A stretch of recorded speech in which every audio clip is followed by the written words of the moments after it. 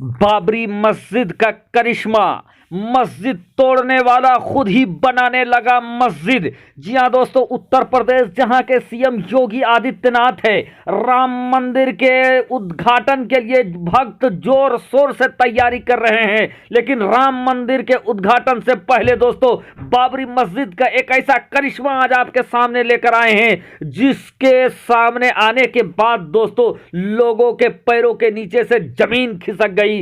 इससे पहले कि आपको बाबरी मस्जिद का वो करिश्मा बताएं दोस्तों, आप सभी को सुल्तानुल हिंद ख्वाजा गरीब नवाज का उर्स मुबारक हो।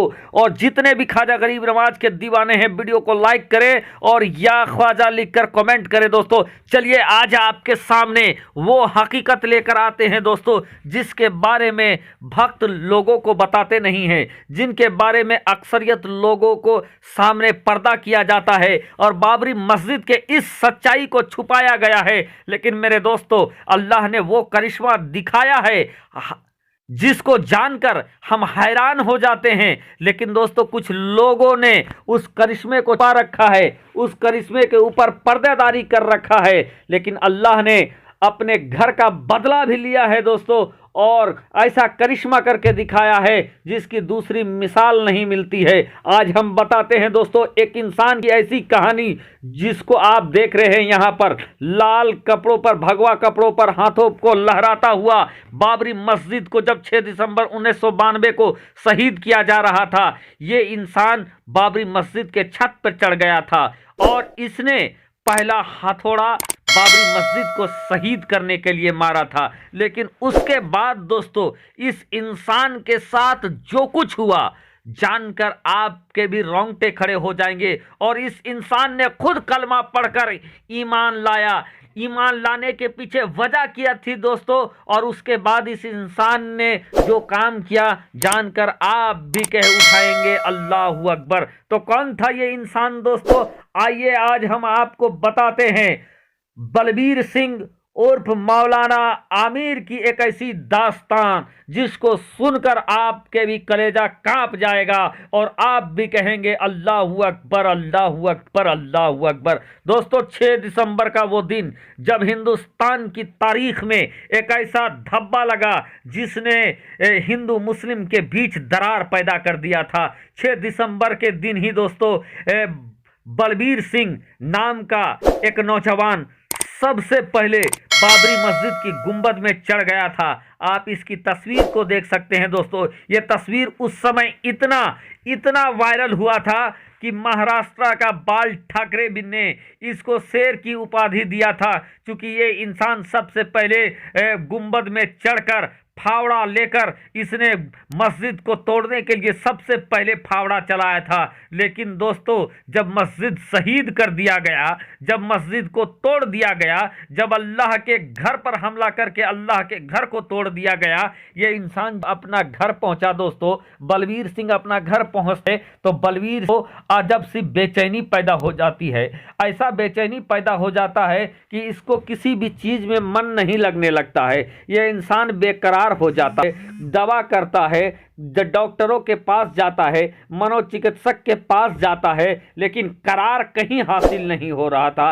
ये इंसान को कुछ समझ में नहीं आ रहा था कि आखिर एक बाबरी मस्जिद को शहीद करने के बाद इसका दिल क्यों नहीं लग रहा है, बल्कि दुनिया में जो अंधभक्त हैं वो इनकी तारीफ कर रहे हैं, जो गैर मुस्लिम के नौजवान हैं वो इनकी तारीफ कर रहे हैं। इसको शेर की उपाधि दिया गया है, लेकिन इस उपाधि और इस तारीफ के बाद भी इसको करार नहीं हासिल है, बल्कि ये बेकरार है। बेकरारी की वजह क्या है, बेकरारी की सबब क्या है, इसको कुछ समझ में नहीं आ रहा था। जब इसको कुछ समझ में नहीं आया दोस्तों तो इस इंसान ने एक तरकीब सोचा कि क्यों नहीं, जिस धर्म के धार्मिक स्थल को हमने तोड़ा है मैं उसी धर्म को अपना लेता हूं। और फिर क्या था दोस्तों, बलबीर सिंह जो था वो एक जगह जाता है और कलमा पढ़कर ला इलाहा इल्लल्लाह मुहम्मदुर रसूलुल्लाह का कलमा पढ़ता है दोस्तों, और मुसलमान बन जाता है। और जब उसने इस्लाम में जब बलबीर सिंह दाखिल हो जाता है, जब कलमा पढ़कर मुसलमान हो जाता है, तो इसका नाम रखा जाता है आमिर।